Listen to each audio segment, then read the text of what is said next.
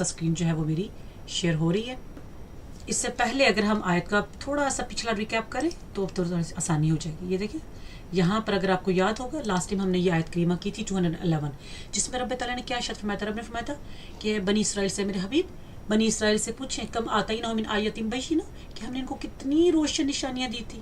ومن یبدل نعمت اللہ من بعد ما جاءت تو رب نے فرمایا کہ جو اللہ کی نعمتوں کو بدل دے بعد اس کے کہ جب ان کے پاس آ جائیں تو پھر اللہ شدید عذاب بہت عذاب دینے والا ہے. اب یہ دیکھیں یہاں پر یہ لفظ کیا تھا ومن یبدل نعمت اللہ کہ اللہ کی نعمت کو بدل دے. تو سب سے پہلے تو یہیں سے بات شروع کرتے ہیں کہ اللہ کی نعمت کو بدلنے سے یہاں پر کیا مراد ہے اور پھر کیونکہ اگلی بات اسی سے ریلیونٹ ہے. اللہ کی نعمتوں کو بدلنے سے مراد کیا ہے اللہ کی. یہاں پر تو ظاہر سی بات ہے پہلے تو اللہ سبحانہ و تعالیٰ نے جو بنی اسرائیل کا ذکر کیا تو بنی اسرائیل کے اوپر آپ کو یاد ہوگا میں نے پچھلی کلاس میں بھی اس چیز کا ذکر کیا تھا کہ اللہ سبحانہ و تعالیٰ نے جو بنی اسرائیل کے اوپر جو ہے اللہ نے ان کے اوپر بڑے انعامات کیے. اللہ سبحانہ و تعالیٰ فیور دم الاٹ اور ان کے اوپر جو ہے وہ من و سلوہ جو ہے وہ ریڈی میڈ میل اتارا گیا. ان کے لیے پانی کے چشمے جو تھے اسپرنگ واٹر جو ہے اللہ نے ان کے لیے وہ نکالے. پھر ان کو جو ہے وہ خصوصی طور پہ ان کے لیے بادلوں نے سایہ کیا. there were so many other things. ان کے لیے جو ہے وہ تورات اتاری گئی اور جو انہوں نے کہا اللہ سبحانہ و تعالیٰ نے کہا ہمیں جو ہے وہ ایک کھیتی باڑی چاہیے ہمیں یہ والی جو ہے وہ کراپس چاہیے ہمیں پیاز چاہیے انین چاہیے ہمیں لینٹس چاہیے ہمیں ساگ چاہیے. اللہ سبحانہ و تعالیٰ نے ہر چیز ان کی پوری کی. لیکن بدلے میں اللہ سبحانہ و تعالیٰ نے ان سے کیا مانگا. اللہ سبحانہ و تعالیٰ نے ان سے یہی فرمایا نا کہ تم تورات کو پکڑو.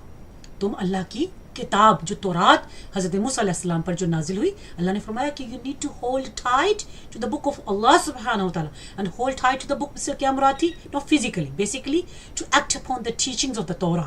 لیکن انہوں نے کیا کیا انہوں نے اللہ کی نعمت کو بدلا. نعمت کو بدلنے سے یہاں پہ کیا مراد تھا کہ تورات کو انہوں نے بجائے اس کے کہ اس کے اوپر وہ عمل کرتے they did opposite. انہوں نے اس کے برعکس کیا جس کی وجہ سے اللہ نے پھر ان کے اوپر عذاب بھیجا اور اللہ کا ریت ان کے اوپر نازل ہوا اور جس کی وجہ سے جو ہے وہ اللہ کی اس وقت غضب میں ہے. اللہ کا ریت ہے ان کے اوپر لعنت شدہ مغضوب وہ لوگ ہیں جن کے اوپر اللہ کا غضب نازل ہوا نا وہ مغضوب ان کو کہا جاتا ہے.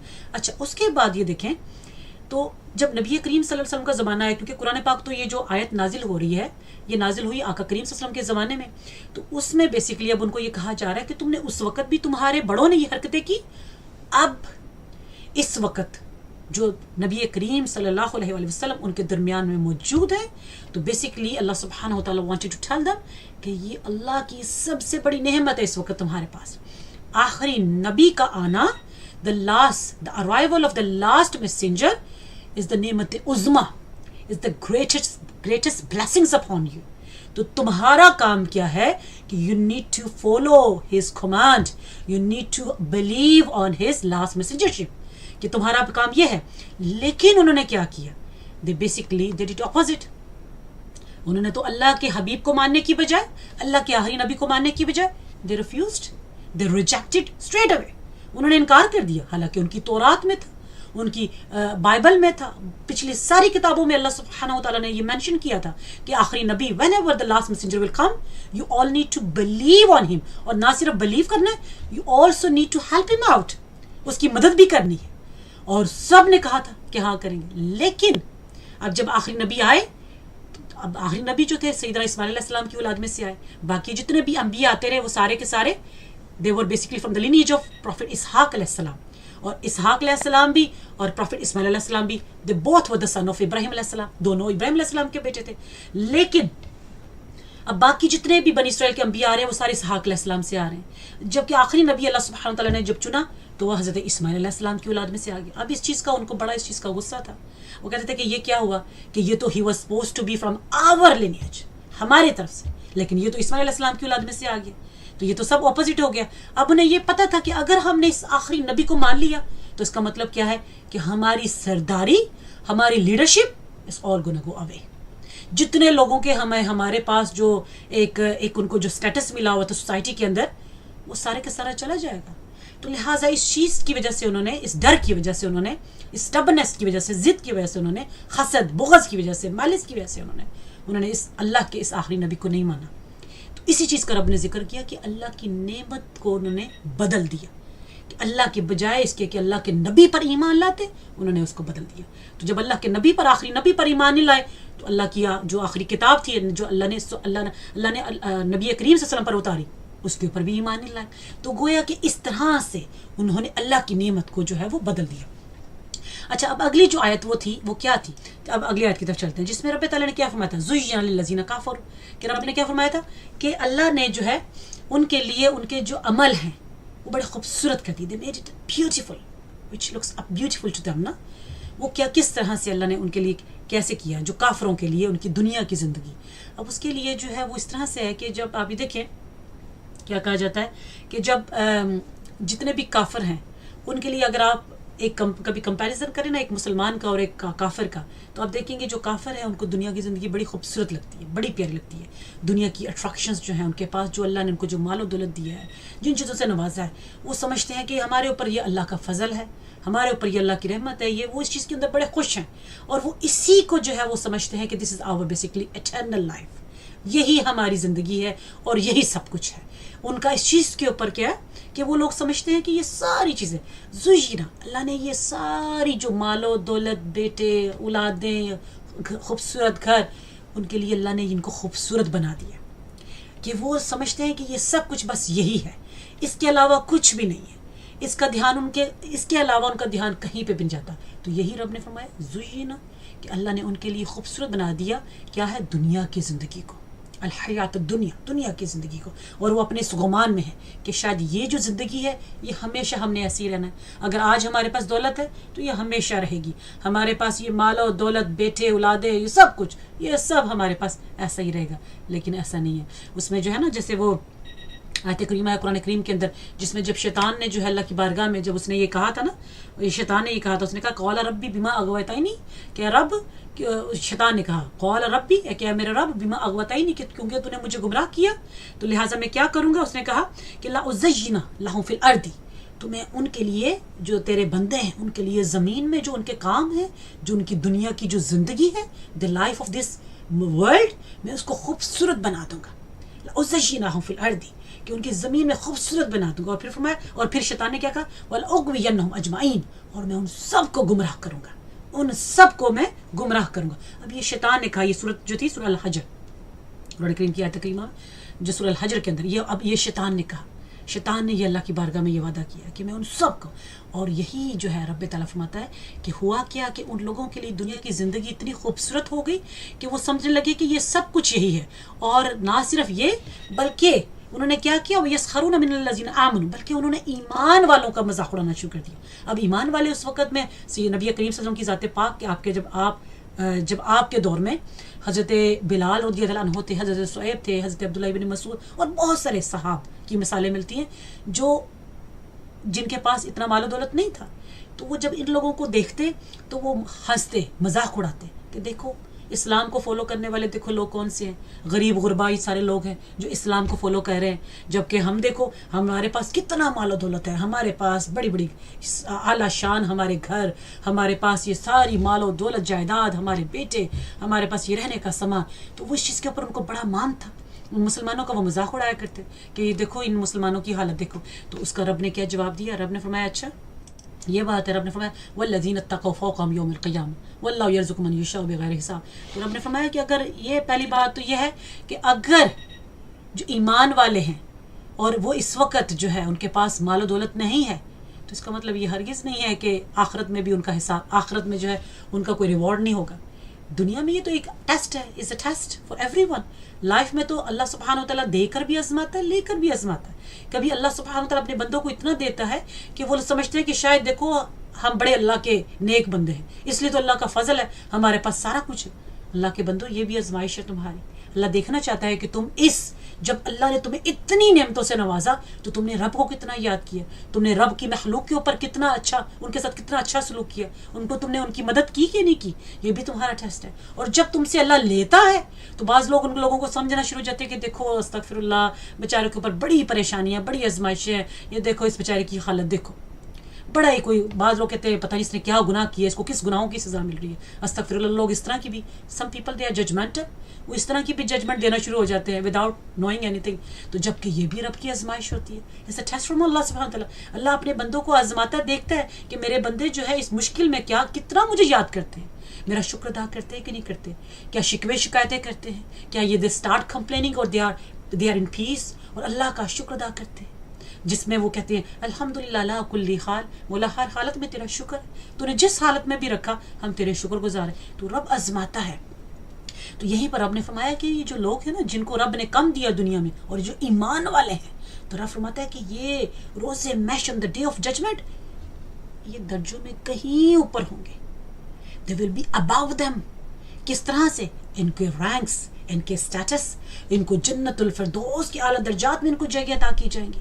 तो आप खुद सोचें कि वो जन्नत जो हमेशा रहेगी, वो ज़िंदगी जो हमेशा रहेगी, एटर्नल, वो ज़िंदगी बेहतर है कि ये वाली ज़िंदगी? ये तो थोड़ी दिन की ज़िंदगी है ना, इसमें तो अभी पता ही नहीं है आज सांस है कल है कि नहीं है, आज कदम उठाया कल उठा सकेंगे कि नहीं उठा सकेंगे, आज अपने हाथ से लुकमा मुंह में डालते हैं कल हम डाल सकेंगे कि नहीं, we never know, no one knows, कोई भी नहीं जानता।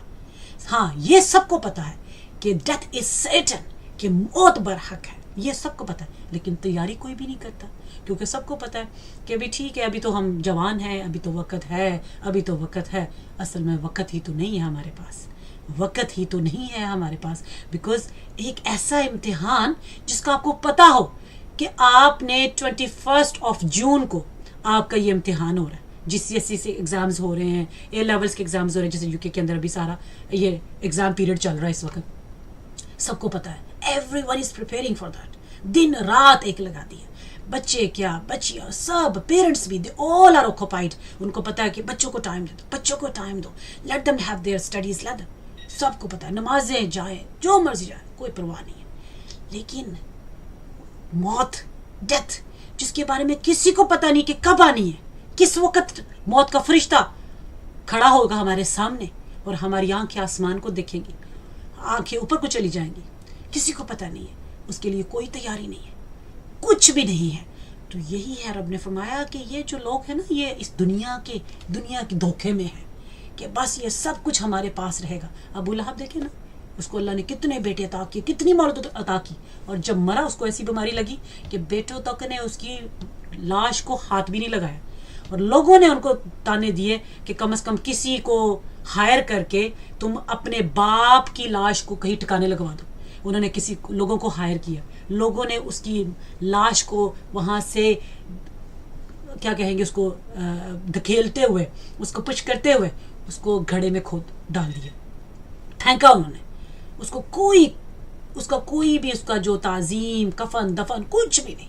तो अबू लहब जिसको बड़ा मान था अपनी दौलत के ऊपर भी, अपने बेटों के ऊपर भी, अपनी जायदाद के ऊपर भी, और आखिरी वक्त में उसके पास कोई उसका बेटा, एक भी बेटा पास नहीं आया कि कहीं हमें ये बीमारी ना लग जाए, इट्स कंटेजियस, कहीं हमें ना लग जाए। तो ऐसा भी अभी कोविड के दूर कहीं ना जाए, कोविड के ज़माने में देख लो, हर बंदा अपने आप को बचा रहा था, हर बंदा कि कहीं मुझे ना लग जाए, मुझे ना लग जाए, मुझे ना लग जाए। तो ये देखें नफ्सा नफसी है।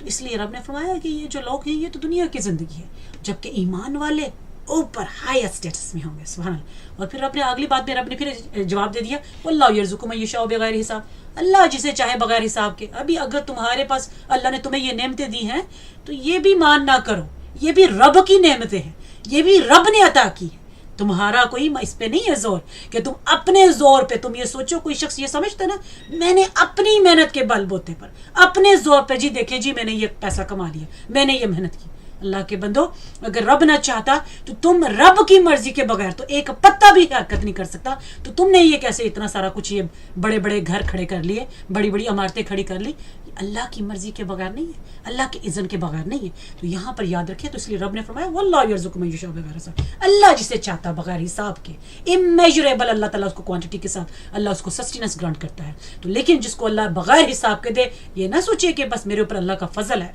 वो ये सोचे कि अब मैं अल्लाह की पकड़ में आ गया हूँ, अब मेरे ऊपर अल्लाह की आजमाइश शुरू हो गई है, अब मेरे ऊपर उतने ही लोगों के हकूक आ गए हैं, अगर मैंने लोगों के हकूक पूरे ना किए तो मैं सख्त गुनाहगार होऊंगा अल्लाह की बारगाह में।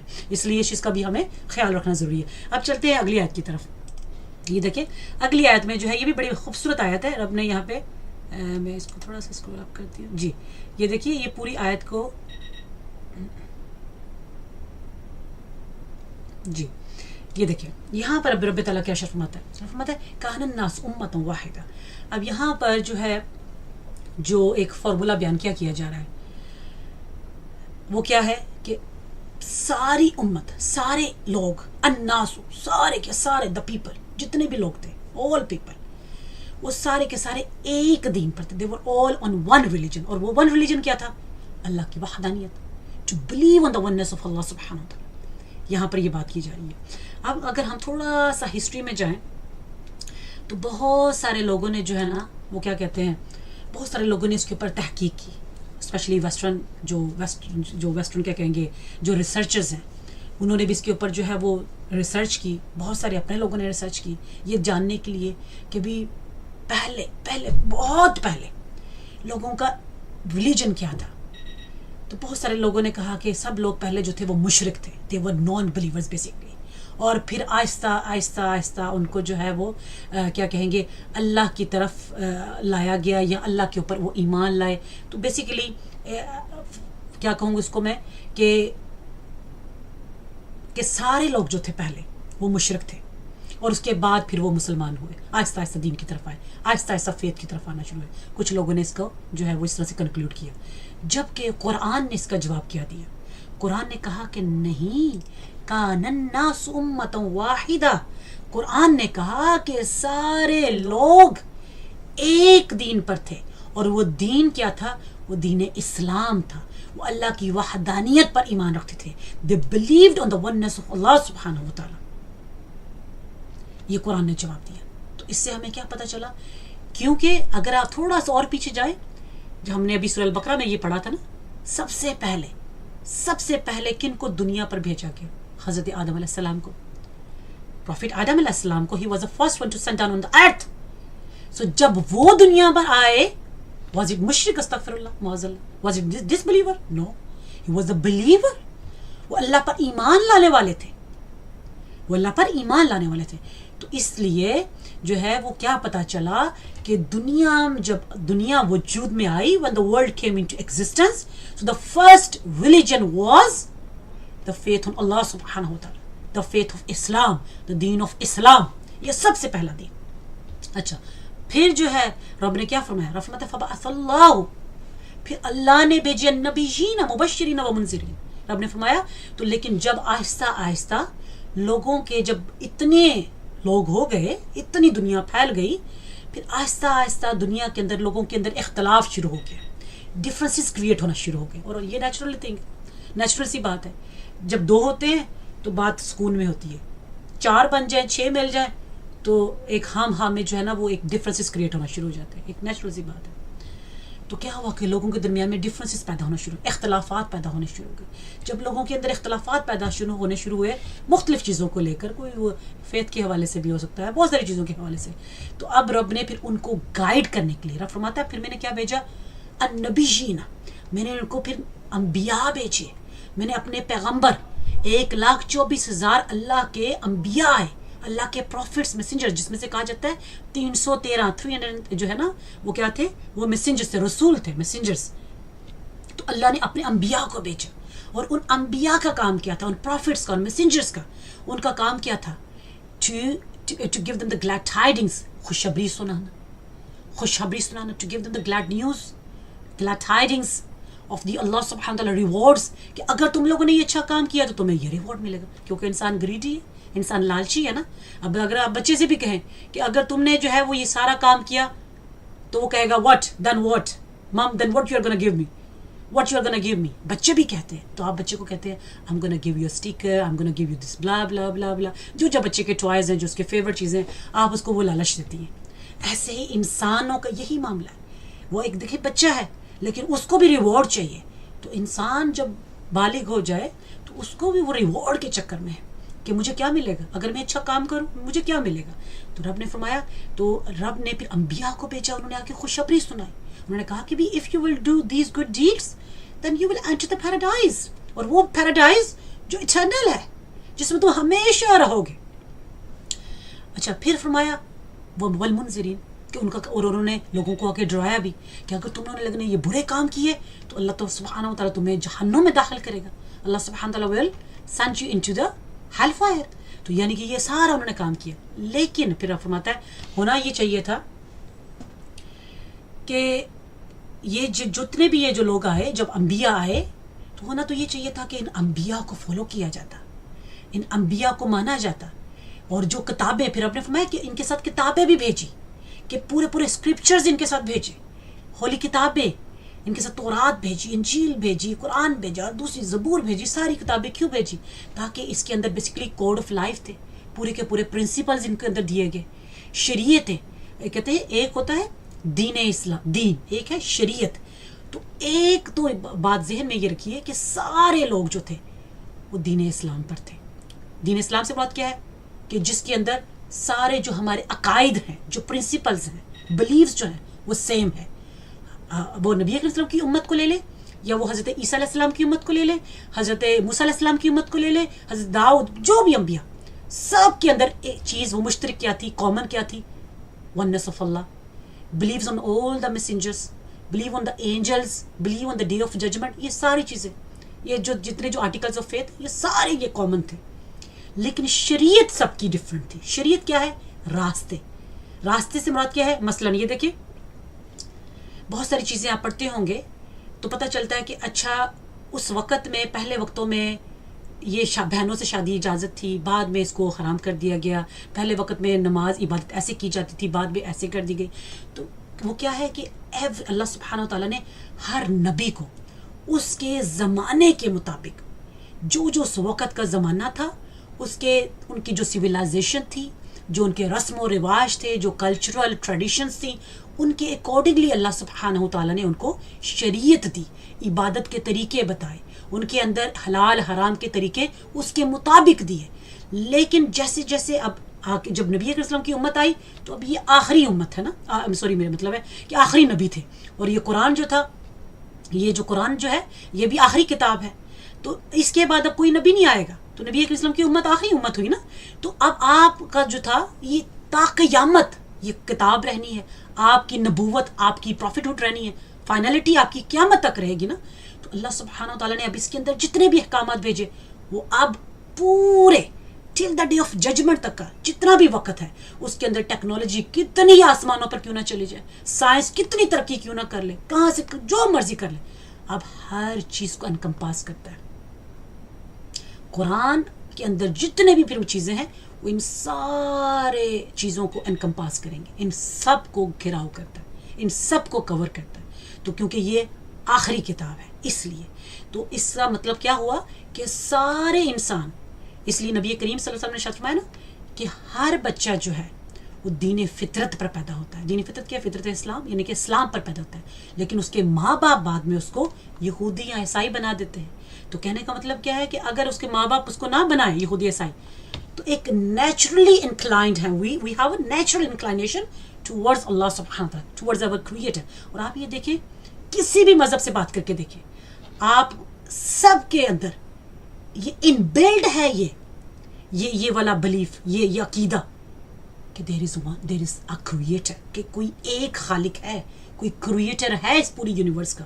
اور سب اپنے اپنے، وہ کوئی بھی کسی ریگارڈلیس آف اینی فیتھ، سب کو پتہ ہے، ہر بندہ regardless of any faith, I'm saying again and again، جب بھی وہ مصیبت آتی ہے وہ رب کو ہی پکار رہا ہوتا ہے، پکارتا ہے نا. جب بھی مصیبت آئے گی، وہ کتنا ہی کیوں نہ کوئی کس بھی مذہب سے ہمیں، لیکن وہ رب کو ہی پکارے گا. یہ ایک نیچرلی ان بلٹ ہے اس کے اندر. اللہ نے اپنی مخلوق کے اندر اپنی محبت رب کی، یعنی کہ محبت اس کے اندر ڈالی ہے.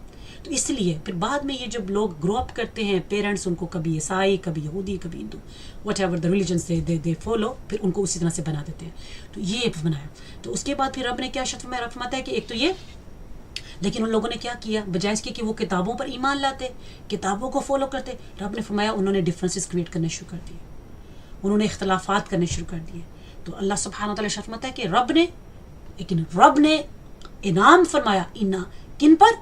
ایمان والوں پر، کہ اللہ نے ان کو تو اپنی توفیق سے اللہ نے ان کو ہدایت دے دی ان ساری چیزوں میں جن میں وہ جو اہل کتاب یہودی عیسائی یہ سارے جو جن میں ڈفرینسز کر رہے تھے، جن میں اختلاف پیدا کرتے تھے، رب نے اپنے جتنے بھی ایمان والے تھے ان سب کو اللہ نے ہدایت دی. اور رب فرماتا ہے کہ اللہ جس کو چاہے راہ راست کی طرف ہدایت دیتا ہے. تو یہ رب کی توفیق سے ہے، یہ رب کی توفیق سے ہے. اور بندہ جو ہے وہ ظاہر سی بات ہے بندے کا بھی تو عمل دخل ہے نا، رب کی توفیق بھی ہے، لیکن رب کی توفیق نہ ہو تو بندہ بھی کچھ نہیں کر سکتا.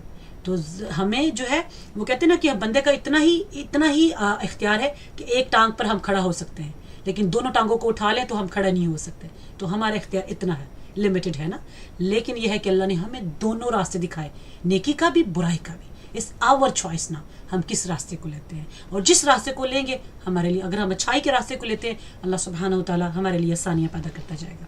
اچھا اب آگے چلتے ہیں. یہاں پر بھی یہ دیکھیے،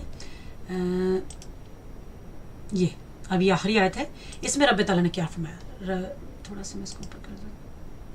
جی یہاں پہ رب تعالیٰ نے فرمایا، اب یہ بڑی خوبصورت یہ آئی اوپننگ ورڈز ہے. رب فرماتا ہے ام حسبتم ان تدخلوا الجنہ، کہ لوگوں نے یہ سمجھا کہ ہم صرف کلمہ پڑھ لیں گے تو ہم جنت میں داخل ہو جائیں گے. ام حسبتم ان تدخلوا الجنہ، رب نے کہا کہ تم نے یہ گمان کر لیا. Are you under this impression that you will enter the paradise simply by reciting the kalma, first kalma, چلو جی پڑھ لو لا الہ الا اللہ محمد رسول اللہ، چلو جی کلمہ پڑھ لو. نہیں، رب نے فرمایا کہ جب ابھی تو تمہیں وہ مصیبتیں پہنچی نہیں جو تم سے پہلے لوگوں کو پہنچی تھی. They were inflicted with distress, with calamities, with sufferings, so many sufferings. لیکن اس کے باوجود وہ دین اسلام پر قائم رہے. اور اس کے حوالے سے حدیث مبارکہ سنیے آپ. امام بخاری رضی اللہ عنہ جو ہے، یا امام بخاری کے اندر یہ حدیث روایت ہے، حضرت حباب بن ارت رضی اللہ عنہ روایت کرتے ہیں. فرماتے ہیں کہ کچھ صحابہ نبی کریم صلی اللہ علیہ وسلم کی بارگاہ میں آئے اور عرض کیا کہ یا رسول اللہ صلی اللہ علیہ وسلم، اب اللہ سے جو ہے وہ ہمارے لیے مدد کیوں نہیں مانگتے؟ Why don't you seek help from Allah for us، تاکہ ہمیں کامیابی مل جائے، ہم ان سارے کافروں کے اوپر ہم ڈومیننٹ ہو جائیں. تو اللہ کے حبیب نے کیا فرمایا؟ اللہ کے حبیب جو تھے وہ اس وقت خانہ کعبہ کے اندر کہتے ہیں کہ وہ ٹیک لگا کر، اس کے جو ہے نا وہ ٹیک لگا کر بیٹھے ہوئے تھے ایک دیوار کے چادر کے ساتھ. تو وہ ٹیک لگا کر بیٹھے ہوئے تھے، basically he was leaning towards. اچھا تو کہتے ہیں کہ جب صحابہ نے یہ سوال کیا تو نبی کریم صلی اللہ علیہ وسلم نے فرمایا کہ تمہیں پتہ ہے کہ تم سے پہلے جو لوگ آئے ان کو وہ جو کلمہ پڑھنے والے لوگ تھے، اب میں نے پہلے بتایا نا کہ سارے لوگ دین اسلام پر تھے، سارے لوگ دین اسلام پر تھے، یہ بعد میں ڈفرینسز پیدا ہوئے. تو اب کیونکہ وہ کلمہ پڑھنے والے لوگ تھے، اب ان کو پنشمنٹ کیا دی جاتی؟ کہتے ہیں کہ زمینوں کے اندر گڑھے کھودے جاتے، جس کو کہتے ہیں نا پیٹ جو ہے وہ گھڑے کھودے جاتے، اور ان گھڑوں کے اندر ان لوگوں کو کھڑا کر دیا جاتا، اور اس کے اوپر سے کہتے ہیں کہ جس کو سو کہتے ہیں، جس کو آری کہتے ہیں، سو اس کو چلایا جاتا. کہتے ہیں کہ اس طرح سے چلایا جاتا، اس طرح سے کہ ان کے جسم کے سلائسز ہو جاتے ہیں، استغفر اللہ، کہ جسم کے ٹکڑے ٹکڑے ہو جاتے ہیں، اور وہ لوگ دین سے پھر بھی نہ پھرتے. وہ کہتے ہیں نہیں، ہم اللہ سبحانہ و تعالیٰ کے ماننے والے ہیں، وہ دین سے پھر نہ پھرتے. پھر ایک دفعہ فرمایا، پھر آپ نے اگلی بات میں فرماتے ہیں اور یہاں تک کہ کچھ لوگ ایسے تھے کہ جن کے جسموں کے اوپر آئرن کھوم جو ہے، ایک جو ویسے تو جو نارملی کھوم یوز کرتے ہیں نا ہم لوگ، وہ تو پلاسٹک کی کھومس ہیں نا، آئرن کھومس، بڑی بڑی آئرن کھومس، اور جو ان کے جسموں کے اندر پھیری جاتی اس طرح سے کر کے کہ کہتے ہیں کہ ان کا فلیش، ان کا جو گوشت اور ان کی ہڈیاں وہ سیپریٹ ہو جاتی ہیں. اس طرح سے ان کے جسموں کے اندر وہ لوہے کی کنگیاں پھیری جاتی کہ ان کا جسم کے اندر سے گوشت اور ہڈی الگ الگ ہو جاتی ہے. لیکن وہ لوگ پھر بھی دین سے نہ پھرے، پھر بھی انہوں نے کلمہ حق کو کہنا نہ چھوڑا. تو نبی کریم صلی اللہ علیہ وسلم نے فرمایا کہ تمہیں تو ابھی اس طرح کی کوئی مصیبت نہیں پہنچی. اور بلکہ میں یہاں پر ایک اور بھی ذکر کر دوں، کہا جاتا ہے کہ یہ جو آیت کریمہ اتری ہے نا، یہ آیت کریمہ اتری کس حوالے سے کہ جب کچھ بعض لوگوں نے کہا جنگ احد کے موقع پر، کیونکہ جنگ احد میں بھی آپ کو پتہ ہے نا مسلمانوں کے اوپر ایک بڑی تکلیف پہنچی تھی، 70 کے قریب، 70 سے 70 to 75 ہمارے جو مسلمان جو صحابہ تھے وہ شہید ہو گئے. تھوڑی سی مس انڈرسٹینڈنگ ہوئی. پھر اس طرح سے کچھ نے کہا کہ یہ جنگ خندق کے موقع پر، خندق کہتے ہیں کہ جب وہ بیٹل آف ٹرنچ جس کو کہا جاتا ہے، کہ جس میں جو ہے سلمان فارسی علیہ السلام کے کہنے پر کے اوپر جو خندق کھودی گئی تھی، اور اس کے حوالے سے سورہ احزاب کے اندر اگر سورہ احزاب کی آیت نمبر 10 to 11 آپ پڑھیں آپ کو پتہ چلے گا الفاظ اس کے ایسے تھے. رب نے کیا فرمایا؟ رب ارشاد فرماتا ہے کہ جب کیا ہوا کہ اس دن جنگ خندق کے دن رب نے ارشاد فرمایا، میں الفاظ ذرا یہ اگر میں آپ کے سامنے کروں تو الفاظ بڑے خوبصورت الفاظ ہیں اور یہ واقعی جو ہے نا وہ کیا کہتے ہیں بڑی دل کو ہوتا ہے کہ واقعی کتنا آزمائے گا. رب فرماتا ہے یہ دیکھیں سورہ احزاب کی آیت اگر آپ خود بھی نکالیں تو 10 to 11 یہ دیکھیں رب فرماتا ہے اذ جاءکم من فوقکم ومن اسفل منکم، کہ جب تمہارے اوپر سے، ومن اسفل کہتے ہیں ومن اسفل اور تمہارے نیچے سے کافروں کی جماعت، کافروں کے گروپس کھڑے ہو گئے اوپر نیچے سے. کیونکہ جو مدینہ کے جو یہودی تھے نا انہوں نے کیا کیا کہ اصل میں انہوں نے ساتھ دیا ان لوگوں کا جو باہر سے، کیونکہ مدینہ کے اوپر یہ اٹیک ہو رہا تھا نا، اور اس کے اندر مدینہ کے جو یہودی، حالانکہ ان کا تو نبی کے ساتھ پیکٹ تھا، معاہدے تھے کہ ہم باہر سے لوگوں کی مدد نہیں کریں گے، لیکن انہوں نے بیٹرے کیا نبی کے ساتھ کو. انہوں نے کیا کیا؟ ہپوکریٹ سے ظاہر سی بات ہے، انہوں نے باہر کے جتنے کافر لوگ تھے ان کے ساتھ ان کی ہیلپ کی، اور وہ سارے کے سارے انہوں نے مدینہ کو گھیر لیا اوپر نیچے سب جگہوں سے. تو رب فرماتا ہے وَإِذْ زَاغَتِ الْأَبْصَارُ، اور تمہاری آنکھیں جو تھی وہ باہر آ گئی، پتھرا گئی. جیسے کہتے ہیں نا بعض دفعہ اتنی انسان سٹریس لیتا ہے، غم میں پریشانی، پتھرا گئی. اور پھر کیا؟ وہ بالغت القلوب الحناجر، اور تمہارے جو دل تھے وہ خلق تک، وہ کیا ہے دل منہ کو آنا شروع ہو گئے. اور آپ نے فرمایا وَتَظُنُّونَ بِاللَّهِ ظُنُونَ، اور تم نے اللہ کے بارے میں مختلف گمان، مختلف طرح کے خیال آنا شروع کیا. فرماتا ہے ہنالک ابتلی المؤمنون، اور یہ مسلمانوں کو اس طرح سے آزمایا گیا. وَزُلْزِلُوا زِلْزَالًا شَدِيدًا، فرماتا ہے بڑے شدید آزمایا گیا کہ مسلمان جو تھے ان کے دل جو تھے کہتے ہیں کہ وہ منہ کو آ گئے، آنکھیں پتھرا گئی ایک جگہ، جیسے کہتے ہیں اسٹیگنٹ ہو گئی کہ سمجھ ہی نہ آئے کہ اوپر بھی کافر ہے، نیچے بھی کافروں کی جماعت، ادھر بھی کافروں کی فوجیں ہیں، ادھر بھی کافروں کی فوجیں ہیں، ہم کہاں جائیں. تو اس وقت رب فرماتا ہے کہ مسلمانوں کی مدد، اس وقت مسلمانوں کی آزمائش کی گئی. تو یہ کہا جاتا ہے کہ یہ آیت کریمہ جو ہے یہ اس حوالے سے بھی ہے کہ جس میں جو ہے پھر صحابہ نے کرام نے کہا کہ کب اللہ کی مدد آئے گی، اور بے شک رب تعالیٰ نے اپنے حبیب کی مدد فرمائی. تو یہاں پر یہ کہنے کا مقصد یہ ہے کہ کوئی شخص یہ نہ سوچے کہ بس ہم نے کلمہ پڑھ لیا اور اپنے بستروں میں رات کو آرام سے سو گئے، صبح اٹھے اپنے کاموں پہ چلے گئے اور آرام سے اپنی زندگی کے معاملات کو کیا، تو سوچا کہ شاید اب یہ ہماری بخشش ہو جائے گی. نہیں، اگر بخشش کروانی ہے تو آؤٹ آف دا وے تھوڑا سا آپ کو نکلنا پڑے گا، اپنے کمفرٹ زون سے باہر آنا پڑے گا. کمفرٹ زون سے باہر آ کر اللہ کے دین کی خدمت کریں، اللہ کے دین کی بھی خدمت کریں، اللہ کی مخلوق کی خدمت کریں، اور اللہ کو اور اپنی تربیت کریں. یہ ہمیں کرنا پڑے گا. اگر یہ سوچیں کہ نہیں بس گھروں میں بیٹھے ہیں، بس تسبیح پہ تسبیح پکڑتے جائیں، دانے نکالتے جائیں اور سمجھے کہ بس ہم سے زیادہ نیک کوئی شخص ہے نہیں ہے، تو ایسا ہرگز نہیں ہے. اللہ کے بڑے بڑے اللہ کے بندے ہیں جو بڑے بڑے کام کر رہے ہیں، تو اپنا حصہ ڈالیں، اپنے آپ کو پیچھے نہ رکھیں، اپنا حصہ ڈالیں. اور یہ زندگی تو جانور بھی زندگی جی کے جاتے ہیں، وہ بھی کھا لیا پی لیا سو گئے، بچے پیدا کیے، چلو جی ختم ہوگی زندگی. انسانوں میں اور جانوروں میں فرق ہونا چاہیے. انسان ایک مقصد لے کر آتا ہے، ایک اس کا آبجیکٹیو ہوتا ہے، ایک پرپز ہوتا ہے، ایک ڈیسٹینیشن ہوتی ہے، اس کو پتہ ہے کہ یہ میرا مقصد ہے. تو مقصد، سب سے پہلے مقصد کیا ہونا چاہیے؟ اللہ کے دین کی خدمت کریں. اللہ نے آپ کو جن ملکوں کے اندر بٹھایا ہے یہاں پر یہ مت سوچے کہ بس ہم نے اپنی زندگی گزارنی ہے. نہیں، اپنی زندگی کا ایک حصہ نکالیں، وقت نکالیں، دین سیکھیں اور پھر اس کو سکھائیں اور اس کو اسپریڈ کریں.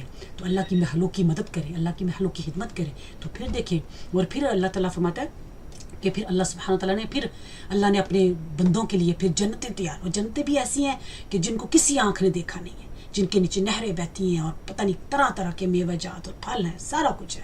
تو یہ ہمیں اس لیے رب نے اس چیز کا ذکر واضح کیا کہ اگر تمہیں جنت چاہیے تو پھر تم محنت کرو، پھر آزمائشیں، پریشانیاں، تکلیفیں، ان سب کے لیے تیاری کرو.